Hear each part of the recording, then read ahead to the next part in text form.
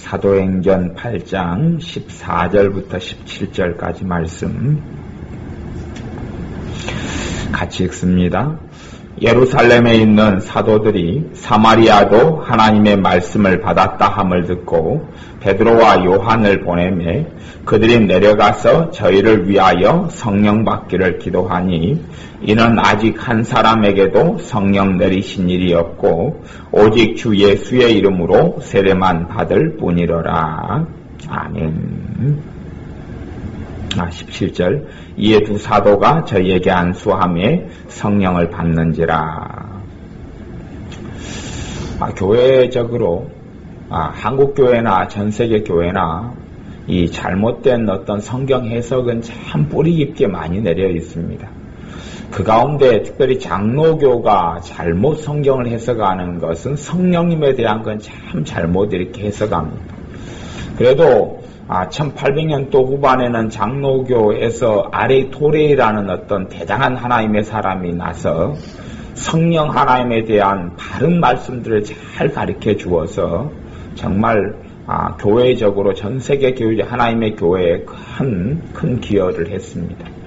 그리고 그 아레토레 목사님의 손자가 우리나라에서는 성령 사역을 했던 대천덕 신부님이 그 친손자죠. 대천덕 신부님은 아레토레 3세 그러기도 하고 예수원을 세우신 분입니다. 근데 이 장로교가 왜 성령님에 대해서 가장 큰 곡해를 하고 문제를 일으켰냐 그러면 이 성령님에 대해서 일부분만 안 부분이 있어요. 무슨 말이냐 하면 예수님을 영접하면 주님이 내 안에 영으로 오시는데 성령님이 우리 안에 들어오셔요. 근데 장로교의 신학은 그것을 너무 강조를 많이 했어요. 강조를 많이 하니까 그냥 단지 예수님 영접하면 예수님이 내 안에 들어오시고 그분이 영으로 오시는데 그분이 예수님이기도 하고 성령님이기도 하다. 이게 신학적으로 맞는 이야기. 성경적으로도 맞아요. 근데 그것을 너무 극단적으로 강조하다 보니까 성령 세례가 없어져 버렸어요. 성령 세례가 뭔지 몰라버려요. 성령 세례가 예수님 영접해서 성령님이 내 안에 임하시고 들어오셨는데 성령 세례가 뭐가 필요하느냐 그런 거죠. 그래서 오순절 이후에는 다 그냥 성령님께서 이 땅에 오셨기 때문에 예수님만 영접하면 성령 세례를 자동으로 받는다. 그렇게 장로교는 이제 가르쳐버려요. 장로교회에서는 성령 세례를 안 믿습니다. 장로교회는 성령 세례를 안 믿어요. 근데 이제 모든 장로교 사람들이나 장로교 목사들이나 신학자들 그러는 건 아니에요. 근데 그것이 최고 좀 오래됐고 전통이 있다 그런 거예요. 그런 것 때문에 아마 장로교회가 전 세계적으로 교파 중에 최고 작습니다. 최고 작아요. 장로교가 최고 작아요.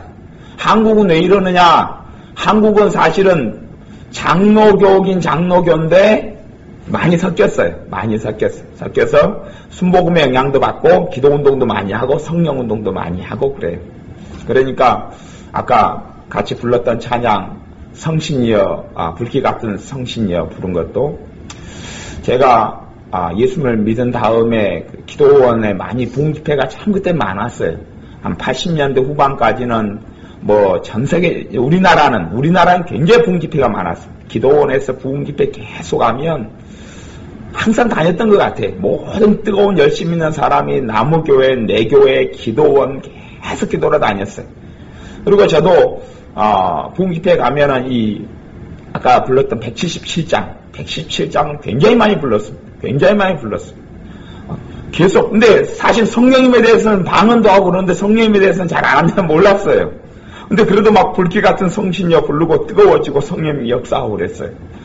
그러다가 이제 저도 누구한테 소개받은 것도 추천받은 것도 아니고 어느 때 주님 저한테 참 맞는 책을 이렇게 인도해 주십시오. 책에 대한 기도는 참 중요하다고 제가 그랬죠. 책을 인도해 주십시오. 그리고 이제 서점에 들렸는데 성령님께서 무슨 책으로 인도하시냐고 아레토레 목사님 책을 보게 하신 거예요. 그때 번역이 좀 돼 있었어요. 아레토레 목사님의 성령의 사역 또 성령 세례 책을 잡게 하셨어요. 그래서 아레토리 목사님의 성령님에 대한 책이 몇 권이 나와 있어요. 몇 권이. 전도에 대한 책도 한 권, 기도에 대한 책도 한 권 나와 있고, 뭐 전도 책도 한 권 있을까 그럴 거예요, 소책자가. 근데 그걸 한 2권 접한 다음에 성령님에 대한 이해가 한 92년도 이럴 때 이제 깊어졌어요. 그전에는 막 찬양을 항상 불렀는데도 몰랐어요. 나 성령님에 대한 사역과 이해가 깊어지면서 성령 세례가 뭔지에 대한, 물론 저는 성령 세례 일찍 87년에 받았으니까 몰라도 그냥 받았으니 몰라도 받는 거예요. 성령 세례를 받은 다음엔 삶이 변하지요. 그래도 성령 세례가 뭔지, 또 성령님의 인격적인 그분과 교제가 만남이 뭔지를 92년, 3년, 4년 이렇게 가면서 본격적으로 좀 깊이 있게 깨닫게 되고 알게 되었어요. 그러면서 하나님과의 관계와 만남과 교제가 꽤 깊어졌죠. 그때 어찌됐든 이제 그런 은혜 속에 하나님께서 들어가게 해주셨어요. 근데 여기 지금 사도행전 8장에는 무슨 이야기를 하냐 그러면 오순절은 지금 2장에서 왔습니다. 오순절이 2장이에요. 그죠? 그러면 이제 장로교 옛날부터 믿었던 사람들이 어떤 주장을 하냐 그러면 지금은 이제 다 그걸 주장하고 믿지는 않습니다만은 어떤 주장을 하냐 그러면 예수님 영접하면 그냥 오순절에 성령님 오셨으니까 그때 다 성령세례가 임한 거다 그렇게 이야기해버려요. 성령세례 자체를 부인하지는 않고 성경에 있으니까. 근데 예수님 영접하면 성령세례를 받은 것이다 그렇게 해버려요. 근데 사도행전 8장부터 그 이후로도 쭉 그렇지만 그건 거짓말이다 그렇게 이야기하는 거예요. 왜냐하면 사도행전 2장에서 성령세례가 임했어요. 소위 말하면 성령세례 임하고 성령님께서 오순절에 임하셨어요. 근데 사도행전 8장에 사마리아 사람들은 빌립 집사님의 복음을 통해 예수님을 믿었는데 성령세례 임했어요? 안 임했어요? 안 임했다고 나오잖아요. 8장 16절에 보면 이는 아직 한 사람에게도 성령 내리신 일이 있다고요? 없다고요? 없다. 이상하잖아요. 8장에서 예수님 믿었어요? 안 믿었어요? 믿었지요. 예수 믿으면 예수님이 안에 들어오시죠. 들어오시는 게 성령님으로 더불어 들어오시는 거예요.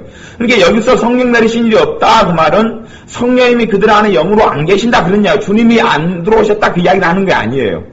다른 표현이에요. 다른 표현인데 이건 그래서 성령님의 두 가지 큰 사역을 제가 신학적으로는 내주하시는 사역과 외주하시는, 임하시는 성령, 내주하시는 성령, 이렇게 이중 사역을 제가 있다 이렇게 이야기를 크게 한 거예요. 여기서 그래서 성경에서는 이런 능력으로 위로부터 너희가 능력을 입히올 때까지 이성에 유하라 이렇게 이야기하는 것, 이렇게 이야기하는 것은 여기서 이야기한 대로 그런 부분에서는 아직 성령 내리신 일이 없다 그렇게 이야기하는 거예요. 그런 측면에서 이야기하는, 그런 측면에서. 그러니까 우리 주님이 이야기하는 성령 세례의 측면에서는 성령 내리신 일이 없다 이렇게 표현하는 거예요. 성경이 그렇게 표현하는 거예요. 성경이. 이게 신학은 성경을 덮어버리려고 그래. 사람의 사변과 궤변과 논리 때문에 그러지만 우리는 성경이 있는 그대로 믿으면 돼요. 그러니까 오순절 이후에도 사마리아에는 복음이 전해졌지만 이들에게는 성령님께서 임하시지 않았어요. 성령님께서 임하시지 않았어요. 권능으로 능력으로 임하시지 않았어요. 나중에 이제 사도행전 19장 같은 데나 이런데 에베소 교회 이런 데도 보면 너희가 믿을 때에 성령을 받았느냐 그러면서 우리는 모른다. 그래서 성령 받기를 사도 바울이 다시 복음을 전하고 다시 기도할 때 성령님께서 임하십니다. 이게 사도행전은 사도들이 행했던 기록이 아니고 본질적으로 이야기하면 사도행전은 성령 행전이다 그렇게 이야기해요. 사도행전의 주인공은 성령님이죠. 성령님이 주권자고 교회의 주권자가 성령님이시에요. 그래서 성령님께서 사역을 이끌어 가시는 거예요. 그런 실제적으로 믿는 사람들이 성령 하나님에 대한 이해와 지각은 굉장히 넓어져 가야 합니다. 성령님에 대한 이해와 성령님을 깊이 있게 알고 그런 것이 깊어지면 하나님과 만남이 깊어집니다. 마찬가지로 우리 주님을 깊이 있게 알아가면 아버지 하나님과 만나면 깊어지죠. 또 아버지 하나님을 알아가면 주님과 관계가 깊어지죠. 물론 아버지 하나님, 아들 하나님, 성령 하나님께서 한 분 하나님이셔요. 하지만 한 분 하나님이신데 인격이 다르셔요. 인격이 다르시고 이 땅 위에서는 그 하나님 대신 성령 하나님께서 교회를 주도해 가시고 그리스도인 믿는 자의 삶을 이끌어 가시며 하나님의 나라를 이루어 가시는 분이 성령 하나님이셔요. 그러니 성령 하나님에 대해서는 많이 알아가야 되고, 그래서 믿는 사람들이 성령님의 임하심과 성령님의 역사하심에 대해서, 또한 성령님의 교통하심, 이렇게 고린도후서 14장 13절에 축도하는 것처럼 성령님과의 교제 교통함 속에 더 깊이 들어가야 합니다. 저는 이제 개인적으로 사실은 하나님의 은혜를 많이 저도 까먹어서 하나님의 은혜를 회복을 사실은 못하고 있어요. 예전에 비해서 물론 성경 지식은 많이 늘었고, 책도 더 많이 봤고, 또, 연륜도 인생의 연륜도 좀 더, 이런 실패도 하고, 잘못도 있고, 문제도 거치면서, 연륜은 생겼지만, 어떤 순수함 같은 것도 많이 퇴색된 부분이 있고, 그 이전에, 주님을 깊이 있게 알고 주님과 친밀했던 것이, 그것을 회복을 못하고 있는 거예요.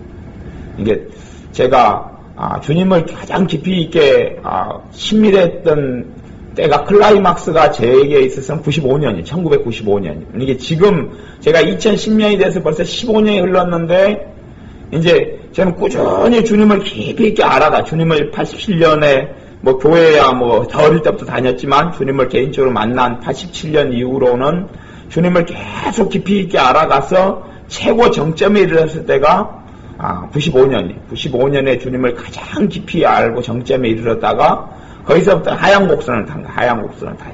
그러다가 이제 하얀 곡선만 탄 것도 아니고 오르락내리락 하지만, 그때 주님을 알았던 깊이, 그때 주님과의 친밀했던 그 친밀함은 아직 없어요. 그런 게 없어요. 그런 걸 이제 회복하지 못해요.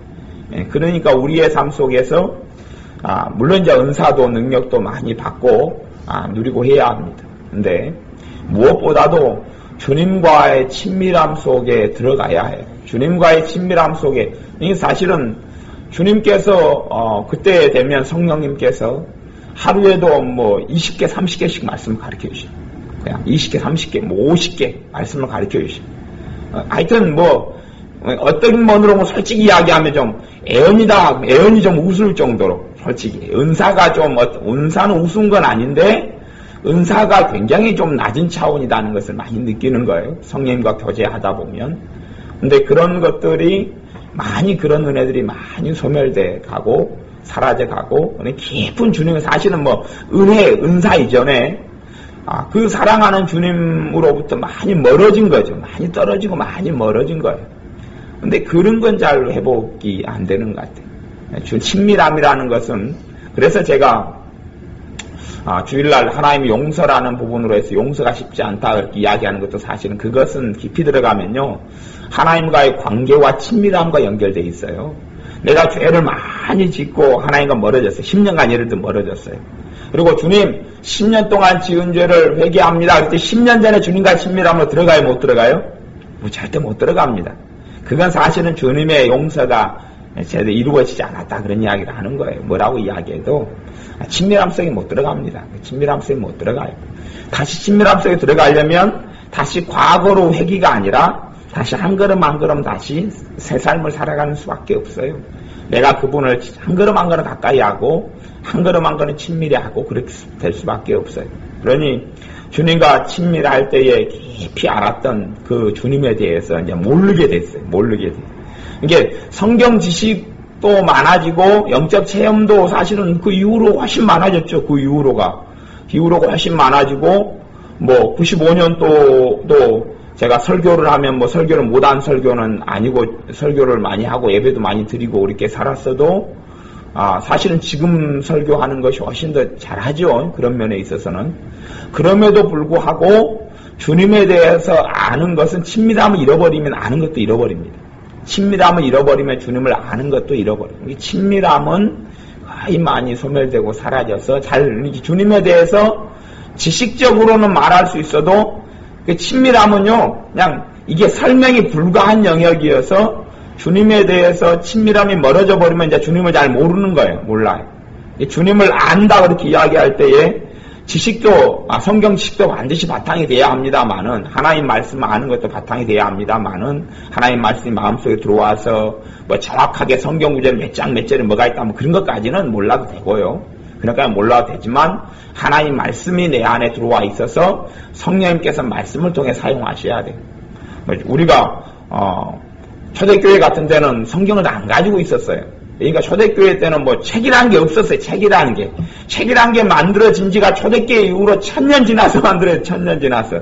물론 그전에도 책이라는 게 없었느냐 그런 건 아니지만 이런 책은 없었고 가죽으로 만든 양피지이기 때문에 책 한 권 가지려 그러면 어지간히 뭐 집안 책값까지는 안 되더라도 그러니까 책이라는 건 뭐 일반 서민들이나 이런 사람은 가지고 있을 수 없는 거예요. 가지고 있을 수 없는 것.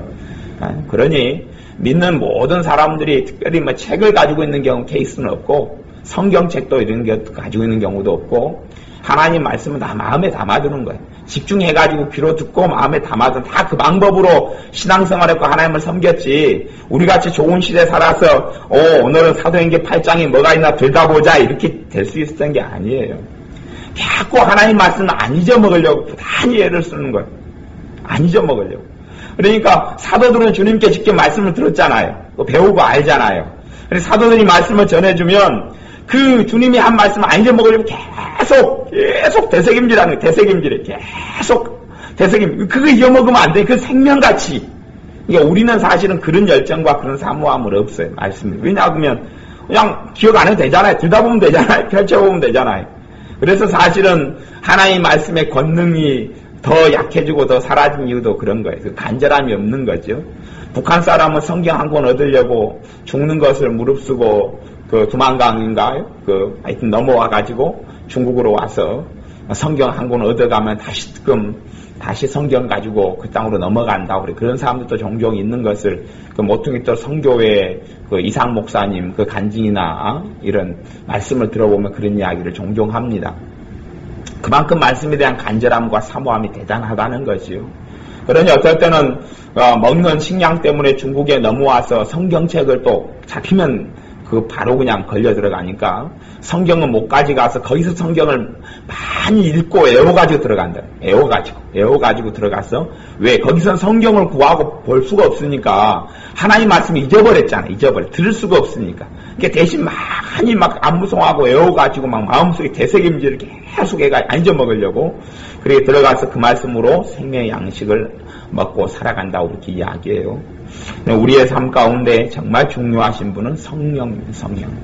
참 성령의 역사. 그래서 제가 엊그저께 이제 주일날 이봉윤 사님하고 같이 또 강집사님하고 같이 이야기를 나눴지만은 제가 이번에는 신비한 성령의 역사를 하나 체험했어요. 신비한 성령의 역사를 하나 체험한 것이 뭐냐 그러면 갑자기 뚱딴지 같이 기름 부음이 하나가 왔어요. 뚱딴지 같이. 은사가 하나가 임파테이션 돼가지고 내려왔어요. 누구에 왔냐 그러면 송재근 목사님께 하나 넘어와 봤어요. 아까 지금 송재근 목사님 지금 기름 부음이 넘어왔어요. 뚱딴지 같이 그게 넘어왔어요. 그게 넘어온 지가 하여튼 얼마 안 돼요. 그게 얼마 안 돼요. 제가 그러니까 송재근 목사님 유대아버지 송재근 목사님 같은 경우는 굉장히 설교의 기름 부으심이 강합니다. 은사가 강한 분입니다. 그분이 이제 설교는 율법주의적으로 하고 그래도 은사는 굉장히 강한 분입니다. 그게 여러분이 그거 많이 약화돼가지고 소멸돼가지고 보니까 그렇지 사실은 저같이 송 목사님 은사 계열이거든 제가. 그러니까 제가 그걸 아는 경우에 있어서 굉장히 은사 강한 겁니다. 은사 강한데 몇 가지 은사 강해요. 첫째는 설교, 그다음 가르치는 은사, 그다음 지혜의 말씀 은사 이런 굉장히 강합니다. 저도 이제 그런 과니까 그런 부분에 있어서 당연히 송 목사님하고는 말씀 해석도 좀 많이 틀리고 다르지만 그분이 은사가 그렇게 여러 가지 강한 건 사실이에요.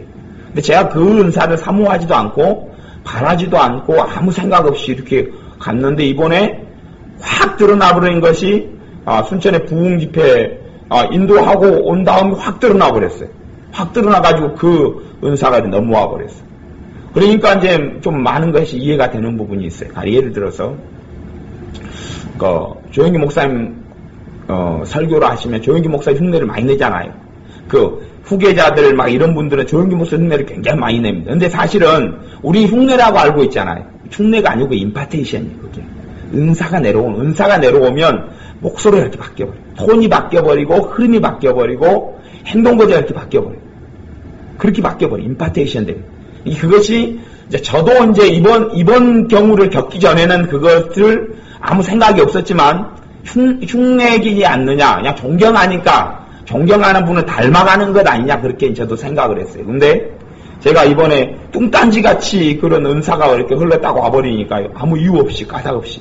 주님한테는 이유가 있겠죠. 뭐 제가 구하지도 않고 기도하지도 않았는데 갑자기 그 은사가 내려오니까 지금 제가 지금 고개를 이렇게 하다가 쳐들고 하는 건 다 거기서 온 거예요. 손 지금 이렇게 옷 지금 양복 단추 지금 묶기 시작하잖아요. 거기서 온 거예요, 지금. 그 다음에 이러다가 설교하다가 또 이렇게 뒷짐지고 또 이렇게 하고 다 거기서 지금 넘어온 건데, 진짜 제가 지금 행동거지가 지금 그쪽으로 다 따라가 버리는 거예요, 지금. 제 것이 아니고 임파테이션이 때문에 일어난 일이에요. 은사가 지금 들어온 거예요. 은사가 지금 들어온 거예요. 갑자기 은사가 들어와서, 근데 제 개인적으로는 한 2주 정도부터 양상이 조금 나타나다가 이번에 부흥회 기점으로 해가지고 부흥회 때는 아니고 그 끝난 다음에 확 그냥 와가지고 그 양상으로 다 가버린 거예요. 목소리 이제 다 그렇지는 않지만 일반적으로 드러나요. 하다 보면 성령 역사 강하면 톤이라든지 행동이 다 그걸로 똑같이 갑니다. 손 이렇게 가는 거나 이렇게 가는 거 똑같이 갑니다. 그래서 그거 참 솔직한 이야기로 이야기하면 웃기지도 않는다. 웃기지도 않아요. 참 웃기지도 않는데 갑자기 이렇게 은사 임파테이션이 일어나니까 저도 깜짝 놀라는 겁니다. 근데 그것이 하나님의 신비한, 성령 하나님의 신비한 역사예요. 왜 그분이 그렇게 행하시는지는 잘 모르겠어요. 이유는 분명히 그분에게는 있겠지만, 그러니 성령 하나님의 신비한 역사예요. 모르겠어요. 뭐 부흥회를 잘 그런 대로 그냥 조금 마음에 들게 했다고 선물을 주시는 거죠. 지난번에도 그 순천의 교회 부흥회를 한 다음에 영분별의 은사가 3개 왔거든요.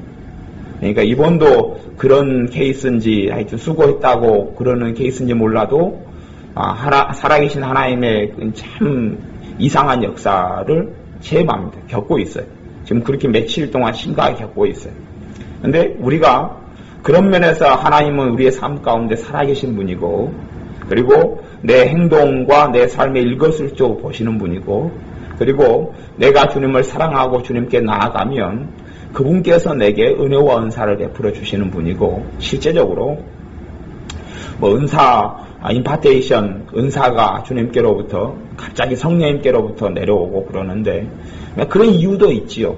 왜냐하면 하나님의 자녀의 삶 가운데 성령의 능력과 은사가 아니고는 그리스도인의 삶을 살 수 없기 때문에 그래요.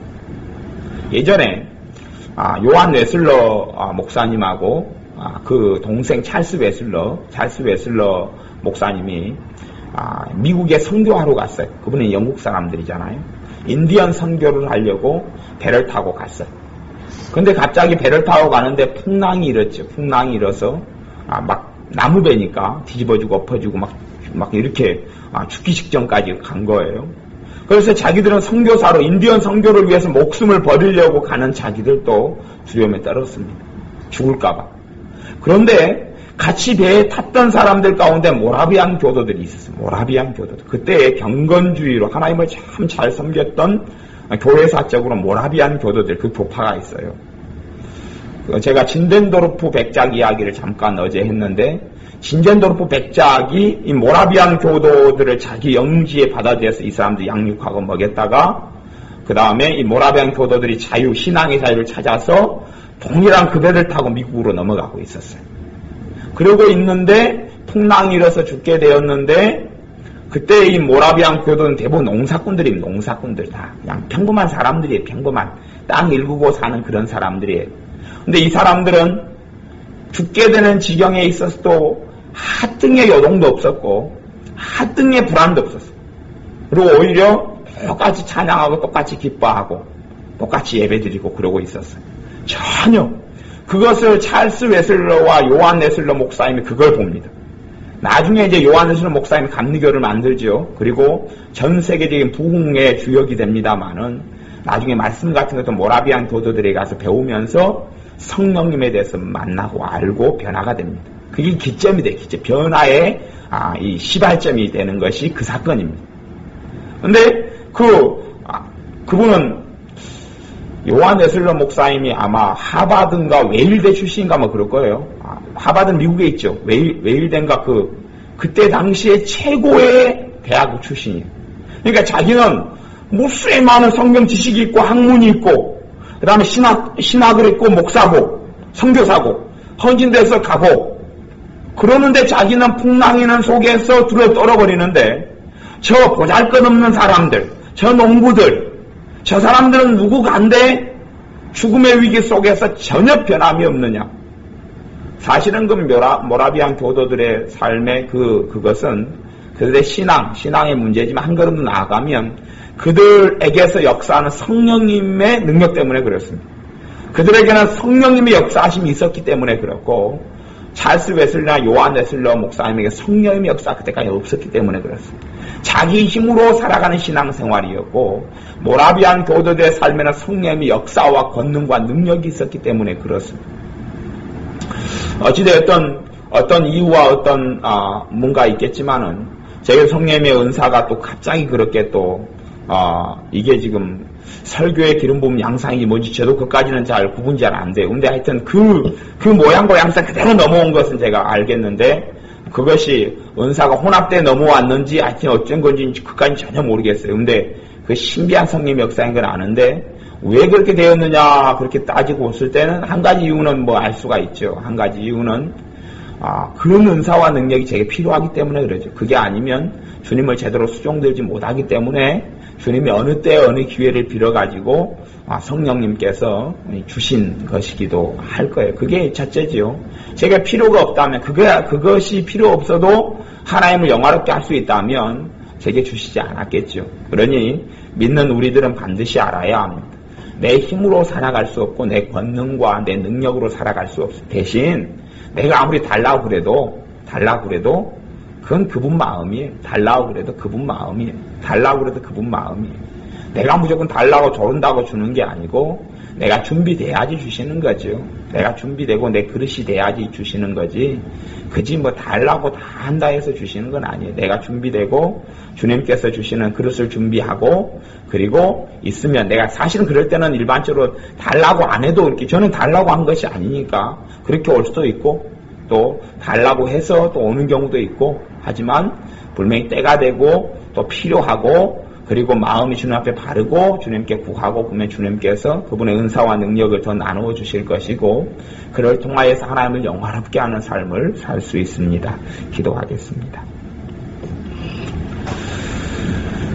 성령 하나님께서 우리에게 임하셔서 우리들 홀로 하나님을 섬기게 하시지 아니하시고 교제하시며 만나시며 이끄시며 지혜 주시며 능력을 덧입혀 주시고 우리의 길을 인도하시는 성령님께서 주님 되어 주심을 감사를 드립니다.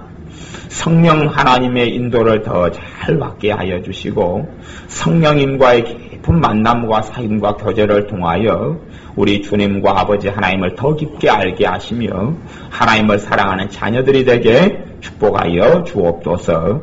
예수님의 이름으로 기도하옵나이다. 아멘. 기도하겠습니다.